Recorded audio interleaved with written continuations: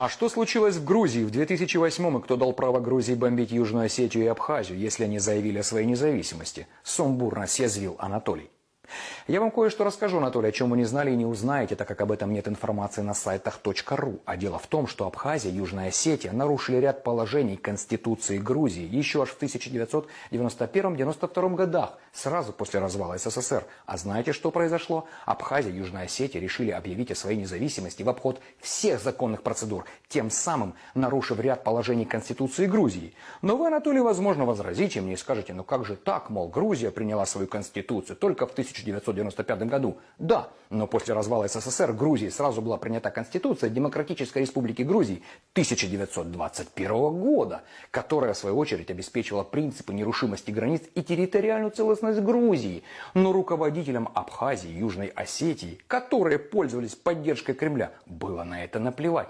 И разгорелся конфликт. И сразу же, по удивительному совпадению, российские войска оказали помощь молодым республикам. Ничего не напоминает? Именно российские военные сыграли ключевую роль в тех событиях. Около 196 стран не признали псевдореспублики. А знаете, какие страны признали независимость Абхазии и Южной Осетии? Я скажу, а вы запишите, Анатолий, чтобы потом загуглить, что же это за страны такие особенные. А это Никарагуа, Венесуэла, Сирия и Науру. Да, Анатолий, та самая Науру, о которой вы впервые слышите сейчас. То есть из 210 стран всего 4, и 5 это сама Российская Федерация. Еще раз, Толик, ты только не волнуйся. Это Никарагуа, Венесуэла, Сирия, Науру и Российская Федерация. Получился потрясающий анекдот из 5 названий государств.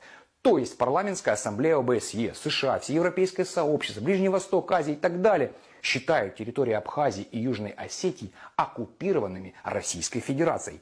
Точка. В 1992 году конфликт был заморожен. Грузия хоть частично утратила контроль, но позицию свою не поменяла, а даже наоборот. В 2006-м Грузия выбирает европейский вектор развития, и Кремль постоянно шлет угрозы по этому поводу. Мол, ты туда не ходи, снег башка попадет, совсем не живой будешь. И вот в январе 2008 года к власти приходит Саакашвили, начинает серию реформ и изменений, усиливая вектор в Европу и НАТО. После серии угроз Москва с 7 по 12 августа заканчивает свою операцию, которую начала еще в 1991 году. Танки, авиация. Все как обычно. И снова тот же сценарий. Раскачивание сепаратизма, зеленые человечики и ужасно опасные грузинские бендеровцы. Все то же самое. Как проводился референдум в Крыму, все помнят. Сначала контроль со стороны российских силовиков, потом референдум. Также было в Южной Осетии и Абхазии. Кстати, те, кто никогда не был в Южной Осетии, не понимают, что такое Южная Осетия после войны. Это несколько горных опустошенных сел. Там в среднем проживает 8 тысяч человек. 8 тысяч. До нападения это было 80 тысяч. Российские танки освободили территорию от людей. Если вы загуглите, кто бомбил Цхинвал,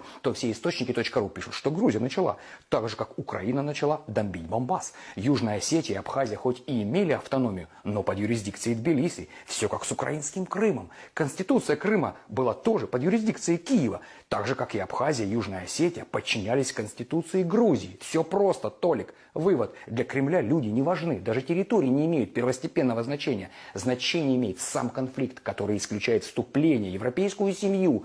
Так произошло и с Украиной. Если меня смотрят в Грузии, напишите свои комментарии. Буду рад почитать.